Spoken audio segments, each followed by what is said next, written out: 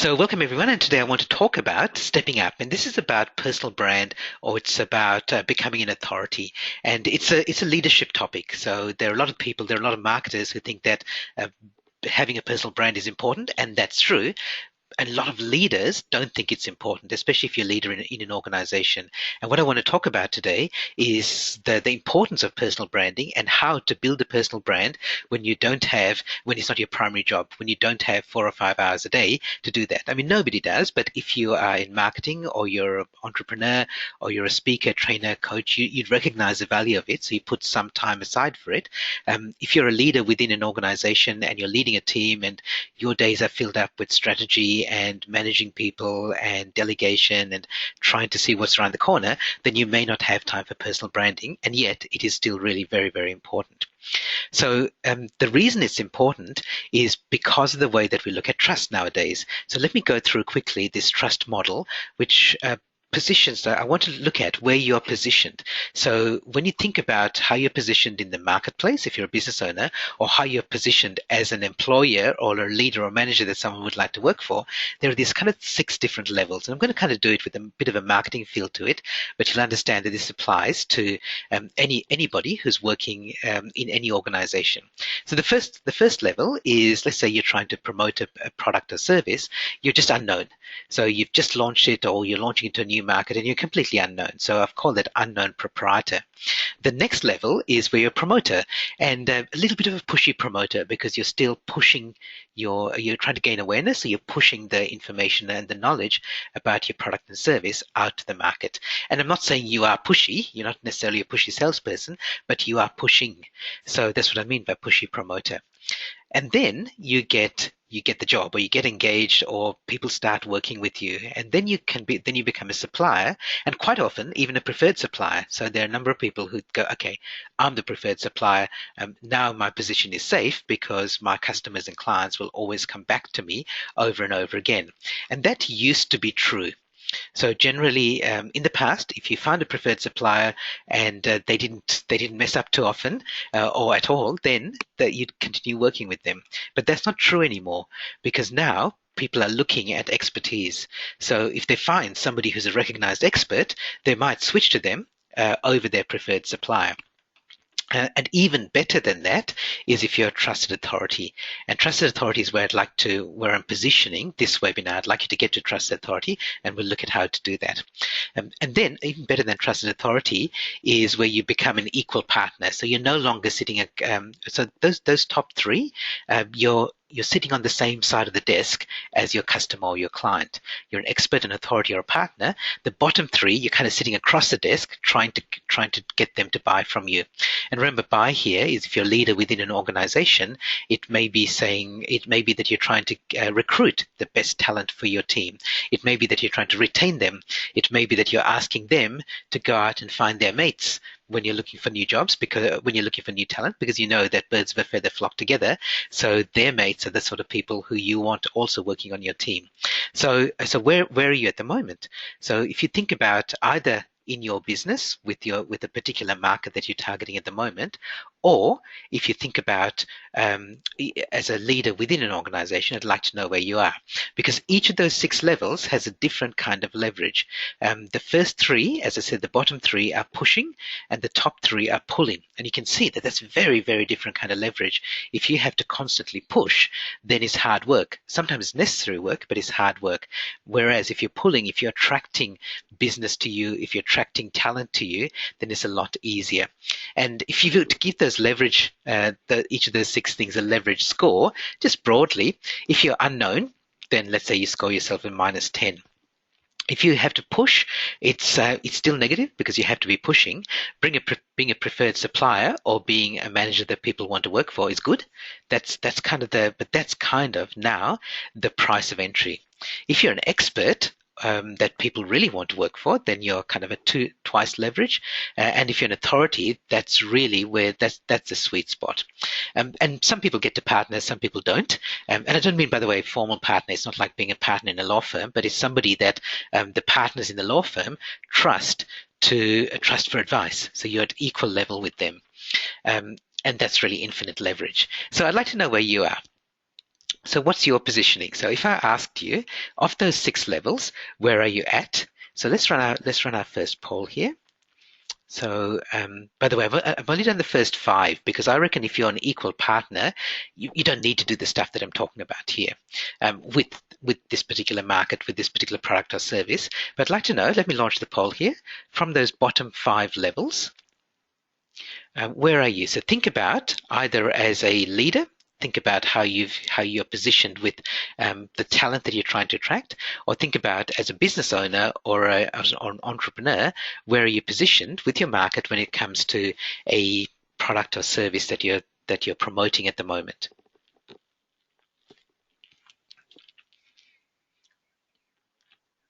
Okay, great. Thank you for voting fast. Most people have voted, so I'll give it another few seconds, and then I'll show you where we are in the room here today. Great, thank you. Okay, so let me close that and show you the results. Okay, so you can see the results here. Most people are positioned as, half the people in the room are positioned at recognized expert, and more than half are recognized expert or above. So this is a little bit of a different room. So most often when I do this survey, either in person in workshops or conferences or on webinars, I find that it's fewer, much fewer, who are at those top 2 levels. So great. So I think that this will be really valuable to you, because if you're already at trusted authority, then some of the things I'm talking about here will reinforce what you're doing. And if you're a recognized expert, that's perfect. I'm really pleased, because that's exactly what I want for this webinar, because I'll show you some things that will help you make that next leap, next step from recognized expert to trusted authority. If you're lower down, so if you think you're currently preferred supplier, or you still have to promote a lot, then the jump is bigger. Doesn't mean you can't do it, but it just takes a little bit more effort to do that, and you have to do it a little bit more intentionally. Okay, so what I'd like you to get to is trusted authority. So I want you to be at trusted authority level, and ideally equal partner level, but that takes time. Anyone can become a trusted authority by doing some things strategically and tactically. And today I want to talk about some of the strategy, but very quickly, because I really want to give you a lot of the tactics as well, so that you go away from this with some practical things that you can do. Okay, so what are some of the authority building tools that are available to you? There are a number of them, and I've grouped them into 4 categories. So one is you could give speeches, and so I'm a paid professional speaker. I can recognize some other names of people here who are paid professional speakers. I'm not talking about that. I'm talking about the person, the leader, the business owner who speaks for nothing as a way of building authority so they get business elsewhere. So you give free speeches strategically. You write a book. You don't write a book to sell the book, but you write the book because you give it away as a high quality business card, because that positions you as a trusted authority. You get mass media exposure. TV, radio, some of that still matters. Online newspapers, online media, some of that still carries some cachet. And the last one is that you become a celebrity. And I'm not talking about an entertainment celebrity. In fact, today we're talking about, most of what we're talking about today is exactly that 4th one.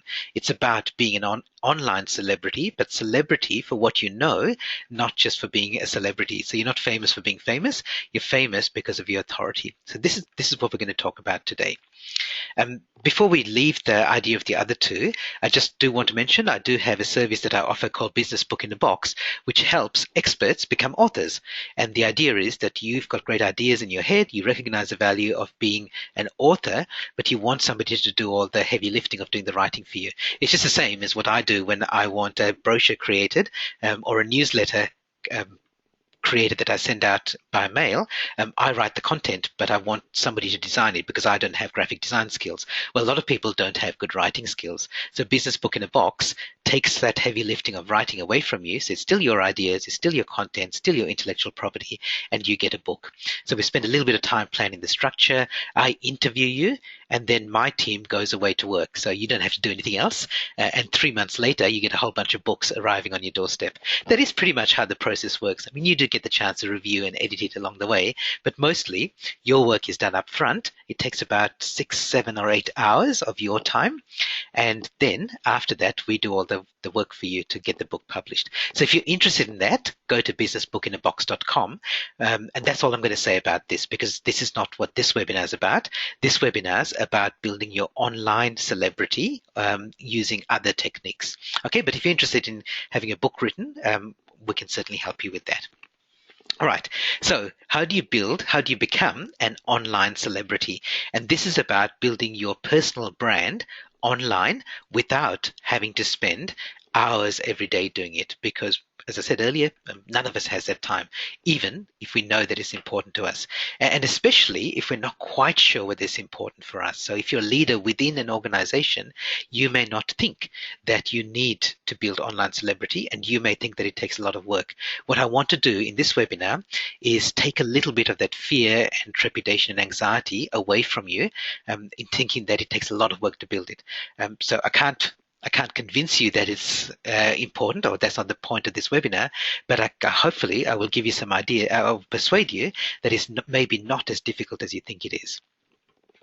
Okay, so here's the strategy stuff, and the strategy stuff will only take a couple of minutes, and then we'll get straight into tactics.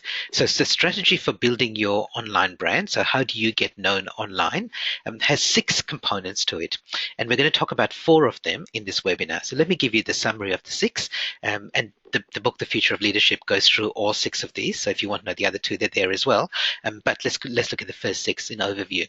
So the first couple, the first one is to claim. So claim put a stake in the ground and claim a space, say what you stand for, and then connect with a whole bunch of people. So that's about getting Twitter followers, getting Facebook followers. And I'm not talking about buying them. I'm talking about gathering them over time and growing them over time. Okay, well, I'll tell you which 4 we're going to cover later. Let me go through the overview first. And number 3 is to consume information. So be a lifelong learner, because whatever you know now is not going to be enough for you to be an authority forever. So there's so much more information there available now than ever before. Much of it's free, and the problem is that there's too much information. So how do you consume it rapidly and then share it so that it helps build your authority? And then the next 3 are then about getting your expertise, your ideas, your value out into the world.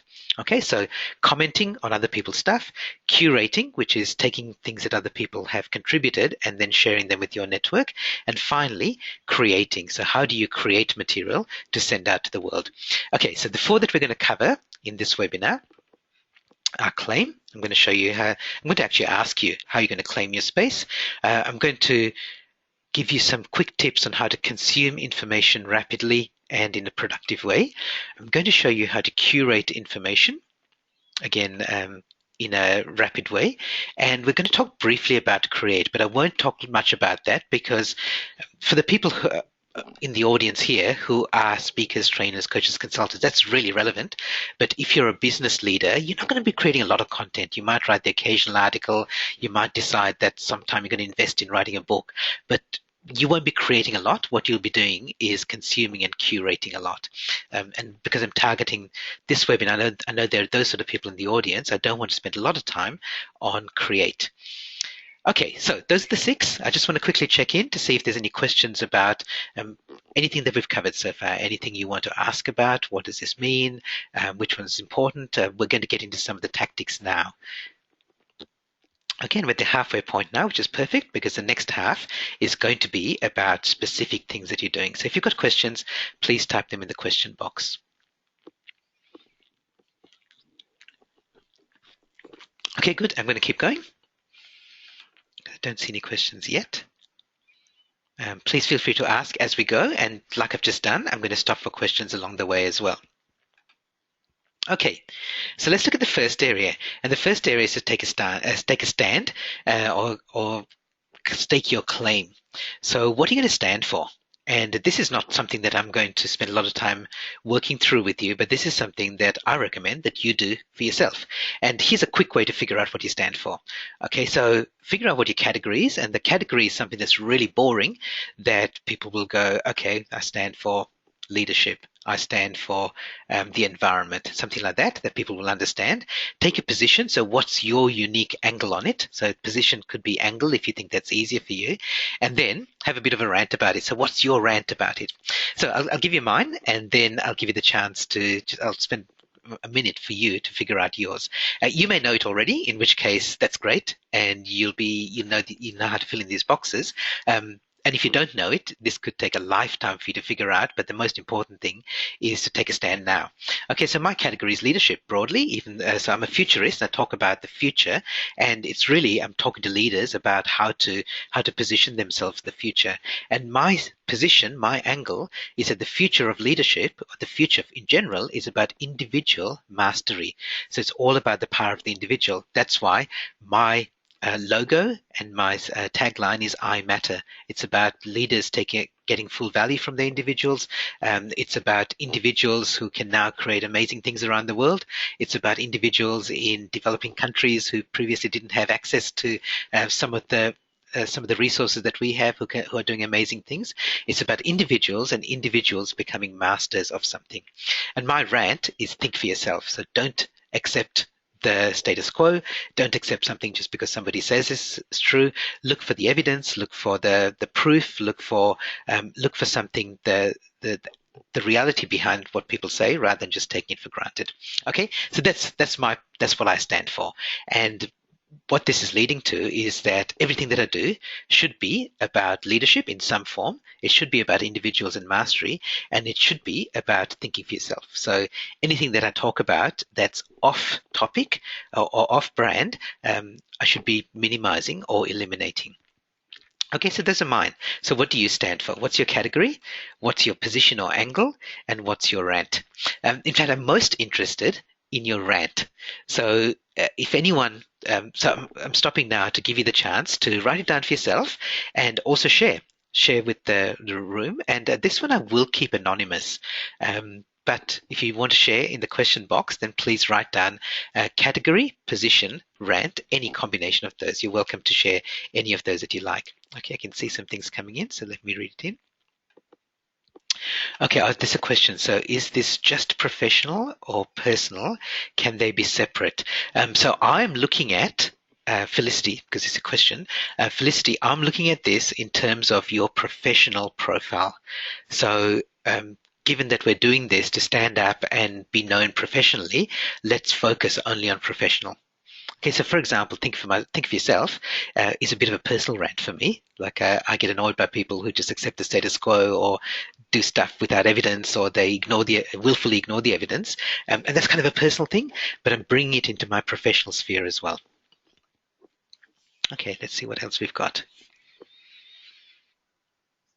Okay, someone says talent. So talent's a category, which is I think what you want. Okay, so someone here says teams. Give respect and build trust. Take responsibility to develop the skills and confidence to have conversations about the tough stuff. Okay, good. I don't think there's a rant in there. That's okay though. Here's somebody I know well. So she says that her category is talent. Her position is hidden talent, and I agree. And her rant is hidden talent is wasted potential. Everyone has more talent than they know. Absolutely right. Okay, so I'm saying that in two senses. So one is I believe that myself, because that's my whole thing as well. But also that's absolutely right as a rant. So you've got more in your people that you're not taking advantage of, and more than you could ever get, and more than you could ever need. You just got to take advantage of them, something like that. Okay, here's somebody else with a rant. Earn the right to lead change by changing yourself first. Yeah, okay. So I think earn the right is a good rant. Somebody says the rant is the last part of the. Okay, so this was about the confidence to deal with the tough stuff. Yeah, so if you were to turn that into a rant, it's like toughen up. That would be a rant. Okay, so a couple of others. Category is freedom. Yeah, so I don't think freedom's a category. Maybe it is. Maybe it is. Category is somebody who goes, like if I say my category is leadership, they go, it's a pigeonhole that people put you into. So when I say my category is leadership, or say my category is future, they go, oh yeah, that's fine. I understand that. Now let's continue the conversation. I think if you said your category is freedom, then they're going, yeah, I don't know. That just sounds a bit new agey. Cut something like that. Yeah, energy medicine. In the future, it'll be closely integrated with conventional. Get with the program. Yeah, that's a good rant. Yeah. Um, peace of mind. Good. Um, peace of mind when traveling. Yeah, good. And I think that's a good positioning for this person who's shared that. And I know who that is. So that's a really good position. Um, and a rant around that, and I don't want to put words in her mouth, but a rant around that whole travel bit would be, you know, just don't settle for crap, crap travel, crap supplies when you're traveling, something like that. Okay, so don't settle for second best, travel first class, something like that. Somebody else's category is health and fitness. Position is fitness gives you choices. Rant is if people invest time and energy into themselves, they have much more choice and freedom in life. Yeah, that's good as a rant. Just make it more direct. So it's like, get fit now, you're going to get old. That's a rant, as opposed to a generic statement. Okay, so great. Thank you everyone for sharing. I wasn't sure how many people would share their this. So I'm really pleased that they have. So let's continue. As I said, this could be a lifetime journey to figure out, and mine has changed over the years. But actually, take a stand now because it's going to affect everything else that you do. It's let's look at what those things are. All right. So a few some really practical, tactical things that you can do. So first of all, just be really good at consuming information. And there's so much information online. Have a really good system for consuming it. And when we get to curate, I'm going to show you what you do with that information that you get. But broadly, there are four kinds of information, four formats for information: text, pictures, audio, and video. And people have different preferences for different styles. So text is obviously, that's obvious. It's books and ebooks and blog posts and articles. Pictures is not just photos, but it's things like slideshows and infographics. Audio, things like podcasts and other audio, individual audio files. Video, again, pretty obvious. And there's this concept called a personal learning network, or a PLN. And in your PLN, you get your PLN is basically the collection of sources of information that you use for learning. And what are your favorite formats? Which channels work best for you? So for me, the channels that work best for me are reading, which is text, and audio, which is listening. I listen to lots of podcasts and I read a lot. So I'm a fast reader, I'm a prolific reader, and I listen to heaps and heaps of podcasts. That works well for me because I can. An hour ago, I was at the gym and I was listening to a podcast or podcasts while I was at the gym. When I'm on my bike, when I'm in the car, when I have time, when I have free time, I tend to plug in the earphones and listen to some podcasts. Here's some examples of podcasts that I listen to. And I've got this huge list of podcasts that I listen to. Some people get much more value from watching videos. That annoys me because I have to make time to do that. So what I'll do, so for example, I've signed up to a number of really high quality online courses, but what I'll do is extract the audio from the videos, listen to the audio, and then the bits that I go, oh, I can't get it just from the audio, I'll then go back and watch the videos. But some people love watching videos. So figure out which are the right channels for you and which are the best channels for you. Okay, so for me, it's text and audio. Your mileage may vary. The point is figure out what's right for you, because when we get to the next one, which is curating, this is going to be really important to you. Okay, so any questions about formats? I just quickly want to check whether anyone's got a preference there.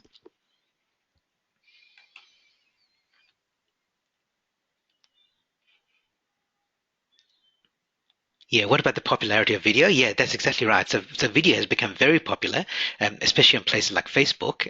However, it does. We're talking about here your learning network. So people like watching fun videos, and that's true. As a marketer, you should be producing a lot of video content. I totally agree with that. However, as a consumer, if you consume a lot of video, great. That's part. Then you should consume more of it. But if you don't, then don't do that. For example, I've got a friend who loves watching video because he spends a lot of time on planes. So he downloads TED Talks and YouTube videos and things like that, and watches them on long plane journeys, on long flights. So that works for him. Justice says depends on the quality of the video. Yeah, great. Yeah, exactly right. So if it's high quality video, like these courses that I've signed up for, I want to watch them. So I'll make the time. But I have to make the time. Okay, so the next one is curating content. So this is taking the information that you get and sharing it. because it's valuable for yourself to learn, but it's much more valuable if you can become a content curator. And what a content curator does is they delete most of what they consume, or most of what comes in, and they share the tiny bit that's valuable. So I reckon you're probably only sharing 10% of what you get. And so remember, we're talking about building authority here. So you positioning yourself online as a brand new, sharing material that's valuable to your network. That's what a curator does. It's like a museum curator or an art gallery curator. They didn't paint any of the art that goes in the exhibition. However, they pick and choose the bits that fit together and that are going to be most relevant to this theme. So to follow that analogy through, the theme is you. So you're going to pick the stuff that is going to be most relevant to your audience and your market, that's aligned with what you stand for. And it's going to be a tiny, tiny, tiny percentage. In fact, I'm being generous here by saying it's 10%. It's probably more like 2% or 5% of what you get, you're going to choose to share. The rest of it isn't wasted. Some of it is. Some of it you go, I don't need this, and you delete it straight away. But some of it you keep for yourself, and then a smaller percentage of that you choose to share. And what you do is you share it with a little bit of information about why you're sharing it, so that people know what's valuable for them. You don't always have to do that, but if it's a little bit obscure, then you might choose to do that. And one of my clients, Kirsten Hodgson, has written this great book about LinkedIn for lawyers. She describes content curation beautifully as saying you're doing their reading for them. People don't have time to read everything they need to read, so do their reading for them and then just highlight. So it's like you're running through what then everything that they could read and running through it with the yellow highlighter and saying, just read these little bits. Okay, so that's a way of thinking about content curation. The way to do it in practice, I'll show you the way that I do it. I use three really wonderful tools. One's called Feedly, then the other one's called Pocket, and the other one's called Buffer.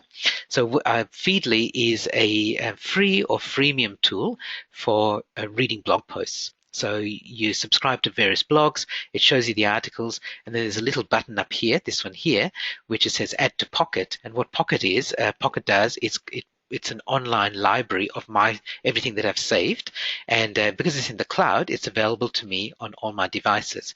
So what I will do is, sitting in front of my computer, I almost never read stuff, but I will see something that's of interest, add it to Pocket, and then I'll read it later. So it's available on my phone, and it comes up here. So that article, In the Zone, Finding HR's Perfect Balance. So when I get a few minutes, when I'm away from my computer, and I get a few minutes and I want to read stuff, I click this button, and I can read that article. Here it is. And then if I decide it's one of that 10% or 2% that I want to share, click this little share button, and it populates a tweet, a Facebook post to all my social media networks, and it has a link to it. So it has a title and the link, and it's there, but it doesn't send it out immediately, which is nice. What it does is it buffers it. So it sends it out, I share it to this tool called Buffer, and I've got it set up so that it says here, for example, at 8:10 a.m., 10:39 a.m., and 8:06 p.m., what I'd like you to do is take whatever this is the front of the queue and send it out to, and in this case, let's say it's Twitter. And I can make Twitter, Facebook, LinkedIn on different schedules, different times of the day, different days of the week. And so I can be reading 20 articles. Say I'm in an airport lounge waiting to board a flight. I can read 20 articles that I choose to share, and I just go share to Buffer, share to Buffer, share to Buffer, and it doesn't, all 20 of them don't go out at the same time.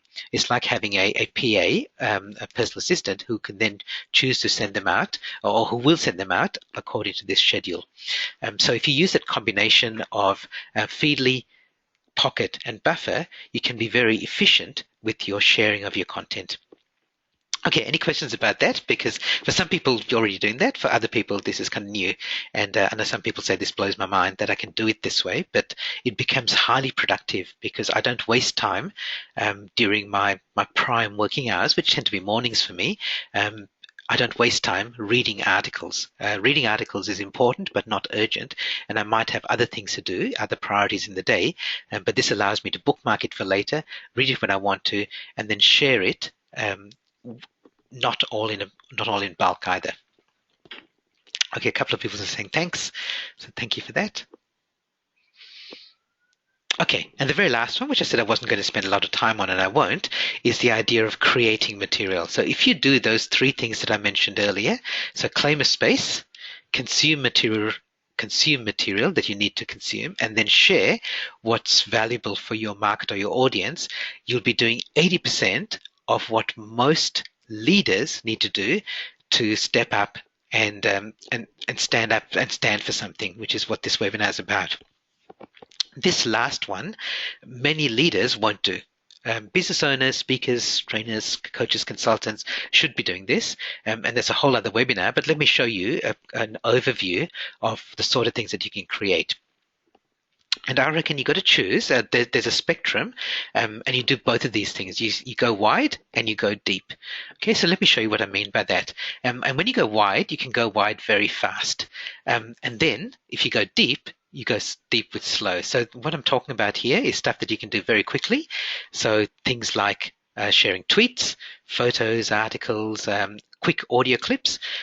There's sort of things that you can do very, very quickly. Even short videos, which I haven't listed there, but that would fit into fast. Okay, so that's something you can do very fast. At the other end is slow. We'll get to that. But things that take a little bit more time are things like this: running webinars, doing well-considered video, creating a slideshow, creating an infographic. Takes a little bit more time than just a couple of minutes. And then the things that really you invest in are things like writing a book, doing creating a mobile app, doing training workshops and keynote presentations. And again, remember, we're talking about doing them free as positioning. So those things take more time because you've got to put more time into preparing, you've got to put more time into creating and delivering. So you're going to have, if you're creating material, you're going to have stuff that's all over the shop here. You're going to do stuff in all of these three areas. What I recommend you do is figure out a strategy. Figure out your fast strategy, fast and wide, and figure out your slow and deep strategy. So my slow and deep strategy, for example, includes writing a book a year. Okay, so one book every year I'm going to write. I'm really good at writing, which is why I set up the Business Book in a Box service. And part of my strategy is to write at least one book a year. And that'll help me, it'll position me within a particular market. And that's my slow and deep strategy. But that's not all I do. In the meantime, I'm tweeting a couple of times a day, as you saw with the buffer. I'm writing articles one every week or 2 weeks, and so on. Again, like if you're a leader within an organization, you may think this is way too much for me. And you're right. Don't do all those things. Do the three things that I mentioned earlier. But if you're an entrepreneur, a business owner, a speaker, trainer, coach, consultant, or thought leader, then you should be doing these things. And you can figure out your strategy around that. Okay, so there's a summary of those 6 things again. As I said, the ones we covered are to claim your spot, consume lots of material, and then share what's relevant, and then optionally create material as well. So I've got time for a couple of questions before we finish up, and then we will finish up.